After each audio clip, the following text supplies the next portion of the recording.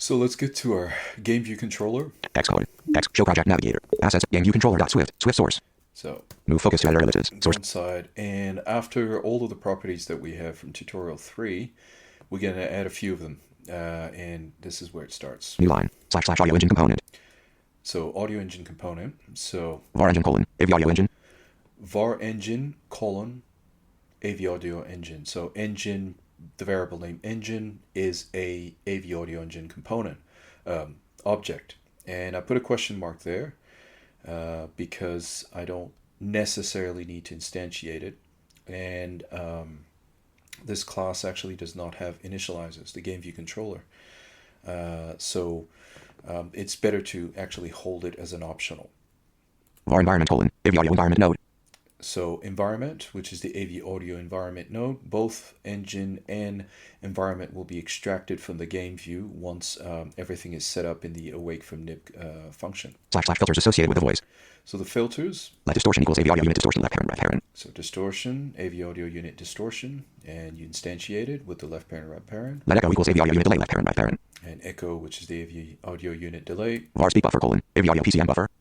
and speak buffer, so it's the PCM buffer. Every time a speech is actually generated and saved to a file, I load that up as a buffer. var speak player : AV audio player node. So speak buffer is the AV audio player node. Again, those two are also optional. And remember that SCN audio player and AV audio player node are kind of the same. The subclasses of AV audio player, but one works differently from the other. So the SCN version is specifically tailored for SceneKit, and the AV audio player node has a bit more control to it. New line. Override func awake from nib left parent right parent. So in the awake from nib, Fold methods in new line. Unfold. I go to the end of it. Right new line. Engine equals new line. Speech.speak left parent speeches left new line. So Engine equals GameView.audio engine. engine equals GameView.audio engine. So the GameView's audio engine pretty much instantiates immediately, but not the environment node because it takes a bit longer to load. And that usually loads when the renderer starts updating. New line. Right brace. And that's where we're going to make a few Tab. changes. New line. var environment equals false left brace. So New line. this is where it is. var environment equals false left brace. Is environment equals false. So that means initially when the renderer starts, it is false. But as soon as the first frame of render is initiated, then we set it to true. And now here is a nifty Swift technique, which is a key value notification, which is more of a you set up an observer onto an object, and as soon as it's set, so it changes or there's a set or a get on it, at that point you perform something. So you can actually encapsulate the code and also thread it outside of the main thread and do a few manipulations inside and then put it back into the main thread. So New line. there are three different ways of doing things in Swift, which is one to reference a value and then pass it on to a different class, or you can actually do a notification. That's another technique which is quite good. But sometimes it could be a bit difficult to trace all the notifications, so there's a specific structure for it. I will explain it in a later podcast, but for now I'll be using the key value pair notification. So here's how it works. First, var environment equals false left brace. so is environment equals false. So I could set it up as a value, or I could set it up without any value initially. So as in just var environment equals false left brace. is environment colon boolean, or is environment equals false, which means it's a boolean. So left brace, and then I have did set or will set. Will set happens before right before the value is set on that property, or did set is once that value has been set. Did set left brace. And in this case it's did set, If is environment left brace.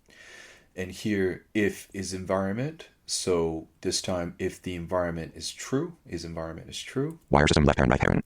I wire the system to be able to call up the environment node, because we know now it's guaranteed that the environment node has been instantiated into the AV audio graph. Right brace. Right brace. Right brace. And there you go. var mixer : AV audio mixer node. The mixer is the AV audio mixer node. We could use it, but there's no real need, but I still set it up here. and perhaps you can play around with it a bit later. Var step interval colon. Time interval. Var last interval. Var is moving. Func renderer left parent. So that's pretty much it. Now, Time interval right parent. Left brace. Camera node dot position equals camera node. New line. Func renderer left parent underline renderer colon. SCN scene renderer. New line. the SCN scene renderer, Unfold method. Func renderer left parent underline renderer colon. SCN scene renderer. Did render scene colon. so once the scene has been rendered, usually this pass is mostly for graphics. So if you want to create an extra layer on top of the textures and things, you actually make a call to the core graphics or metal layer in order to add an extra shader or something like that. But in this case, we're actually using this frame just to check if the environment is ready. SCN scene. A time colon. If is environment left brace. So if is environment, as in exclaim is environment, because booleans can use either if it's true, then well it is the object, or if it's not true, you can put an exclamation mark at the beginning. If space exclaim Is environment. Left brace. So this is kind of a shorthand way of saying if is environment equals false. Is environment equals true. And now set it as true, and because we have an observer, then that will start wiring the system of the engine and the environment node and putting all the all the players and the filters inside. Right brace. New line. This is pretty much it. So the last piece is inside the renderer's update at time. And at this point, what we need to is to make sure that the position of the listener and the position of the node, which is going to be playing the filtered samples, is actually correct. Because when you move the listener, it's actually not going to update the position of the playing source in relation to the listener when it goes through an AV audio engine and not an SCN audio engine. So in this case, what you do is update with the function overload that I did for the minus operator, and just change the position.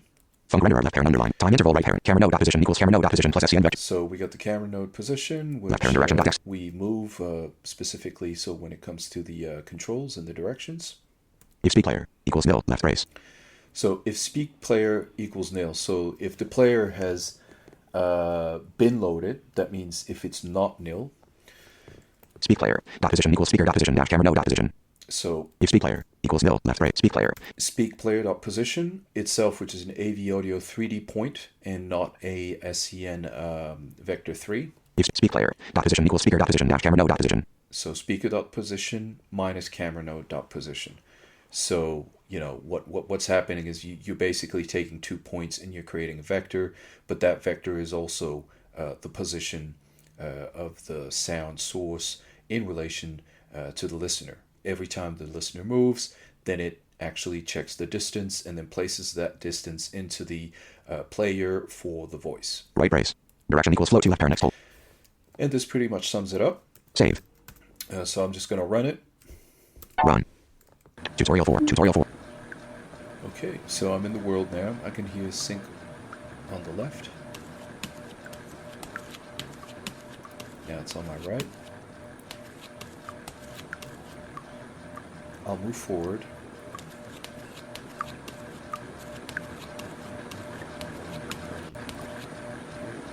Okay, now I can hear the voice a bit. The fan's on my right.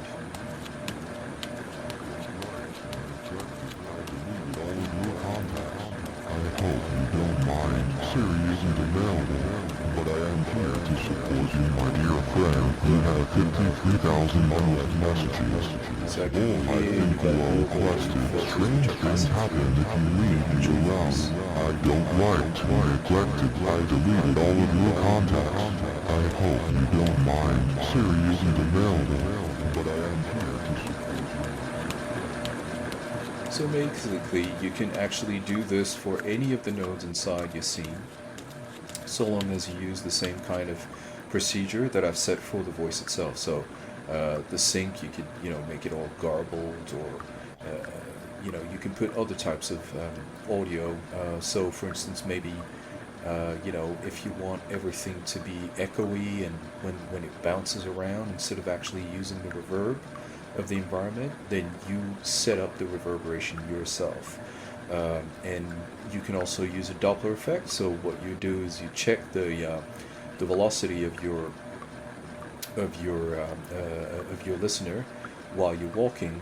So if you're running and you're going away from a specific object, a sound source, then you check the velocity versus distance, and then you can kind of create a factor in order to use, let's say, a pitch effect, and then turn the pitch down.